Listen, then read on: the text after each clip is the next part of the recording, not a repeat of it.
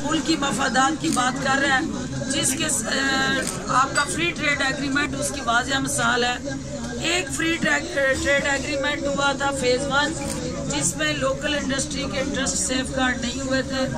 اور time bound نہیں تھا۔ ابھی یہ آپ کا جو ہے وہ فیز 2 کا جو ایگریمنٹ ہونے جا رہا ہے،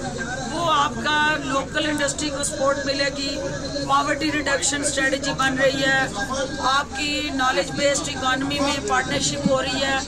آپ کی جو ایگریکلچر سیکٹر ہے، انوائرمنٹ ہے، اور بہت ساری سوشل سیکٹر کے اندر، انفراسٹرکچر کے اندر، اور وہ بیلٹ روڈ انیشیٹو جس میں آپ کا کوریڈور بن رہا ہے، یہ انرجی کوریڈور اکنامک کوریڈور میں تبدیل ہونے جا رہا ہے، اور گوادر جو ہے وہ انٹرنیشنلی ایک معاشی ہب بننے جا رہا ہے۔ تو یہ ساری چیزیں عمران خان صاحب کی لیڈرشپ میں پی ٹی آئی کی حکومت عوام کو انٹرنیشنلی کنیکٹ کرنے، نچلی سطح کے عوام کی ضروریات کو ایڈریس کرنے، اور جو ہمارے معاشی مسائل ہیں ان کے تدارک کے لیے اقدامات اٹھا رہی ہے۔ اور ان معاہدوں سے اور اس وزٹ کے بعد جو نچلی سطح پہ ان پہ عمل درآمد شروع ہوگا، تو جہاں اکنامک زون بنیں گے، فری ٹریڈ زون بنیں گے،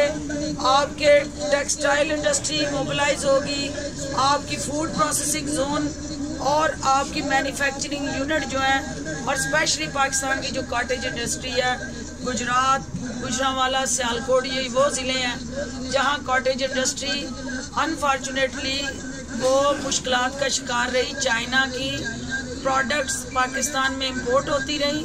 اور ایکسپورٹ ہماری جو تھی وہ کم ہوئی۔ پہلی دفعہ آپ امپورٹ اور ایکسپورٹ کے گیپ کو ایڈریس کرنے جا رہے ہیں۔ اب جو چیزیں یہاں بنیں گی وہ چائنا ایکسپورٹ ہوں گی، اور اس سے روزگار بھی لوگوں کو ملے گا اور پاکستان کو زر مبادلہ بھی ملے گا۔